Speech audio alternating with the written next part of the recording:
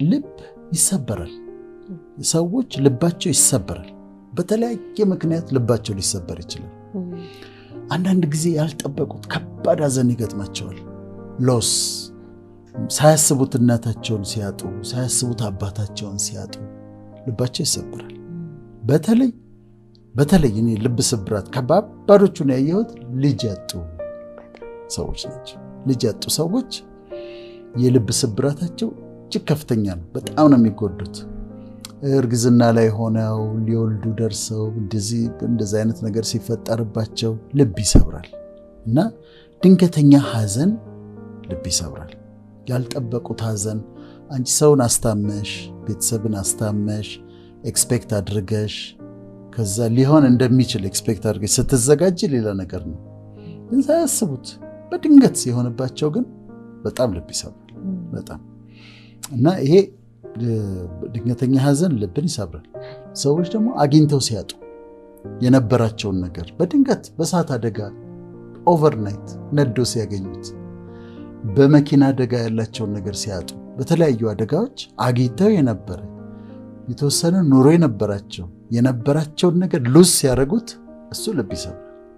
ኢቭን በስራውም ዓለም የነበራቸውን ፖዚሽን ሴኪዩር አድርገው ይሄ ኑሮዬ ነው ስራዬ ነው ብሎ የያዙትን ነገር እሱን ሲያጡ ልባቸው ይሰበራል። አተርፍበታለሁ ብለው አስበው ተስፋ አድርገው ዕቃ ከውጭ አምጥተው ከዛ ኪሳራ ሲደርስባቸው ልባቸው ይሰበራል። የተለያየ ነገር ነው። አግኝቶ ማጣት ልብን ይሰብራል። ከዛ ደግሞ ሪጀክሽን፣ ሰዎች ሪጀክት ሲያደርጉሽ፣ ሲያድሙብሽ፣ አሁን አድመውባቸው እነሱ ሪጀክት ሲያደርጓቸው፣ እነሱ ሰርክል ሰርተው ጓደኛሞች ሆነው እሷን አውጥተው ለብቻዋ ባይተዋር ሲያደርጓት ልቧ ይሰበራል። ያልጠበቀችውን ያላረገችውን ነገር ሲያወሩባት፣ ኤክስፔክት ከጓደኞቿ የማትጠብቀውን ነገር ሐሜት ስትሰማ ሲጎዷት ሀርት ያደርጋል እና ልብ ይሰብራል። ሪጀክሽን ሌላው ፋክተር ነው ልብ የሚሰበርበት ነው። ሌላው አምኖ መከዳት። ሰው ታምኛለሽ፣ ከዛ ያምኑና ለምሳሌ አብረው ቢዝነስ ይጀምራሉ።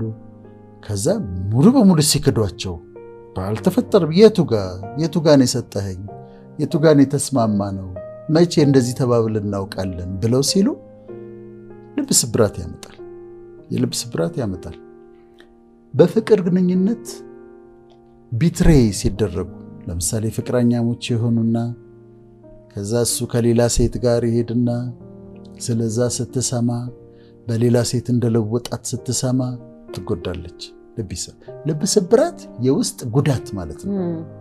ሌላ የሆነ የሚሰበር ዕቃ አለ ማለት ሳይሆን የውስጥ ጉዳት ነው። ከዛ ብሮከን ሃርትድ ትሆናለች። አልጠበቀችም፣ ቢትሬይ አድርጓታል። ያልጠበቀችውን ነገር አድርጎባታል። ከዛ ይጎዳታል። ወይም ደግሞ እሷም ደግሞ እንደዚሁ ከሱ የተሻለ ሰው ባለችው ሰው ለውጣው አምኗት ወደ ትዳር እንሄዳለን ብሎ ጠብቆ ተስፋ ሲያደርግ ከዛ በሌላ ሰው ለውጣው ደግሞ ስታሳየው ቢትሪያል በጣም ውስጣቸውን በጣም ይጎዳል። ብድግ ብሎ ባል ወጥቶ ትዳሩን ትቶ ወጥቶ ከዛ በኋላ ሌላ ሴት ሲያገባ ልቧ ይሰበራል።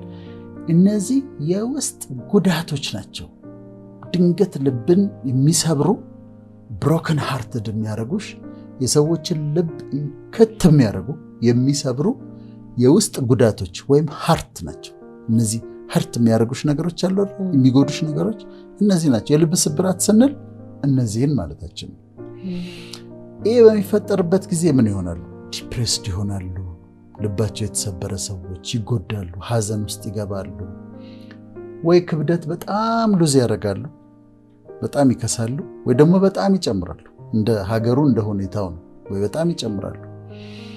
በሽታን የመከላከል አቅማቸው በጣም ይቀንሳል። ልባቸው ውስጣቸው የተጎዳ ሰዎች በሽታን የመከላከል አቅማቸው በጣም ይቀንሳል።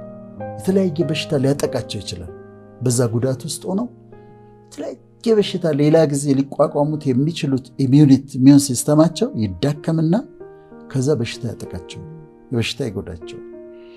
ኢንትሩሲቭ ቶትስ የሚባሉ አሉ። ሐሳቦች ያስቸግሯቸዋል። ሊረሱት ሲሞክሩ ይመጣባታል። የከዳት ሰው ይመጣባታል። ፒክቸሩ ይመጣባታል። የነበራት የፍቅር ግንኙነት ይመጣባታል። እና ይረብሻታል። ደጋግሞ ይረብሻቸዋል፣ ይታወካሉ። ከዛ አይደንቲቲ ዲስኦርደር ይመጣባቸዋል። ግን እኔ ማን ነኝ? ምንድነው የተፈጠረው ነገር? ግን ምንድነኝ? ማን ነኝ? እንዴት እንደዚህ ተከዳው? እንዴት ሪጀክት አድርጉኝ? ሰርክል ሰርተው አምኜ እንዴት ተከዳው? በሌላ ሰው እንዴት ለወጠኝ? ደግሞ ለምንስ ፈጣሪስ ደግሞ ልጄ እንዳጣ አደረገ? ለምን ፈቀደ? የሚሉ ጥያቄዎች የአይደንቲቲ ደግሞ ዲስኦርደር ያመጣሉ። የማንነት ጥያቄ ያመጣሉ። ከዛ የተለያየ አሁን ልብ ስብራት የተለያዩ ህመሞችን ያመጣል። መከላከል አቅም ሲቀንስ ካልተጠነቀቅሽ፣ እኔ በህይወት የገጠመኝን ልንገርሽ ፍቅር። አንድ በጣም መወደው ወዳጄ ነበረ። በጣም ጨዋ ሰው፣ እንዴት አይነት ቀኝ እጄ ነበረ። ቸሬ ይባላል። እና ቸሬ ድንገት ሚስቱ ተነስታ ከሀገር ጠፋች። ቢፈልጋት የለችም። 3 ወር ይመጣል፣ ያወራኛል። የት እንዳለች እኮ አላወቅኩም ይላል፣ ይነግረኛል፣ ሀዘኑ ይነግረኛል። ላጽናናው ሞክራለሁ፣ ትገኛለች እለዋለሁ። አንድ ቀን ደወለችለት፣ ሚስቱ ደወለችለትና እንዴ ጠፍተሽብኝ እኮ እየጠበኩሽ ነው እኮ፣ የት ነው ያለሽው? መቼ ነው የምትመጪው አላት። እኔ አንተ ጋር ተመልሼ ልመጣ አለችው። እዛ ቤት ተመልሼ ልገባ? አንተ ድሃ አለችው። አንተ ድሃ እዛ መከራ ያለበት ቤት ነው ተመልሼ የምገባው ብላ በኑሮ ድሃ ብላ ሰደበችው። ሲመጣ ትልቅ ሰው ነው፣ ከኔም እድሜ ብዙ የሚበልጥ ነው፣ 60ዎች ውስጥ ገብቷልና ሲመጣ ተሰብሯል። የተሰበረ ሰው ያየሁት እሱን ነው። አንድ ከተካየኋቸው በጣም ተሰብሯል እና በጣም ተሰብሯል፣ ተጎድቷል። እና ቸሪ ይሄን ነገር ተቀበለው አልኩት። ተቀበለው፣ ሌት አድርጎ ምርጫዋ ከሆነ መሄድ ከፈለገ ትሄድ፣ ማስተካከል የማይቻል ከሆነ ተቀበለው አልኩት። ከጉዳቱ ውስጥ ሊወጣ አልቻለም። በኋላ አስም ነበረበት። አስሙ በጣም ተደጋጋሚ መምጣት ጀመረ። አሁን አይሽ ከውስጥ ጉዳት ነው። አስሙ በተደጋጋሚ ያጠቃው ጀመረ። በተደጋጋሚ ካጠቃው በኋላ ያንን ባለችው በ2 ወር ከ15 ቀን ነው እንደዚህ ሞተ። እኔ የሆነ ፕሮግራም ላይ ነበርኩ። አስሙ ተነሳበት፣ ጥቁር አንበሳ ሄደ፣ ሌላ ሰው ሂዳይድ በምክንያት ብሮክን ሃርትነስ። ስለዚህ የልብ ስብራት ይሄን ያህል ሊጎዳ ይችላል ማለት ነው። ፍቅር ውስጣቸው የተጎዳ ሰዎች አሉ። አሁን ከነሱ ጋር ነው የምናወራው።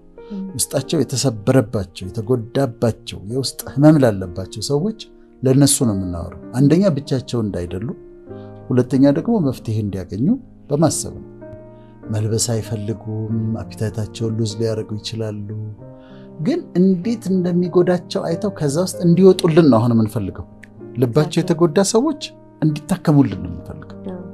ከዛ ውስጥ መውጣት አለብሽ ነው መልእክታችን። ከዛ ውስጥ መውጣት አለብህ ነው። ምክንያቱም ሲጠገን፣ የተሰበረ ልብ ደግሞ ሲጠገን፣ ልባቸው ተሰብሮ የተጠገነ ልብ ደግሞ ስታገኝ በጣም ድንቅ ነው። የሚያስገርም ነው። በጣም የሚያስገርም ነው። ጉዳቱ ያማል። ሰው ልቡ ይሰበር አንልም። ተሰብረው የተጠገኑ ግን በጣም እግዚአብሔር የሚወደዋል፣ ለሰው ውብ ናቸው። እነዚህ ልባቸው የተሰበረ ወገኖቻችን ልባቸው ከተጠገነ በኋላ እንዴት አይነት ፐርሰናሊቲ እንዳላቸው መመናች። ፕራይድ የለባቸውም፣ ሊኮሩ አይችሉም፣ ሀምብል ናቸው፣ ስብር ያሉ ናቸው፣ ፍቅር የተሞሉ ናቸው። ፔንን ያውቁታልና ያንቺ ፔን ይገባቸዋል። ሀርት መሆን ምን ማለት እንደሆነ ይገባቸዋልና መጉዳት ማለት ምን እንደሆነ ያውቃሉ።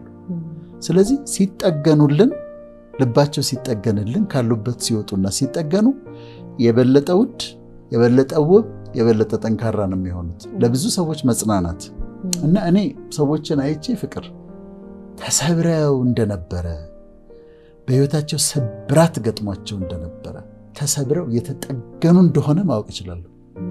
በቃ ታውቂያለሽ፣ ስብር ያሉ ናቸው፣ ትሁት ናቸው፣ አንደርስታንዲንግ ናቸው፣ ላቪንግ ናቸው።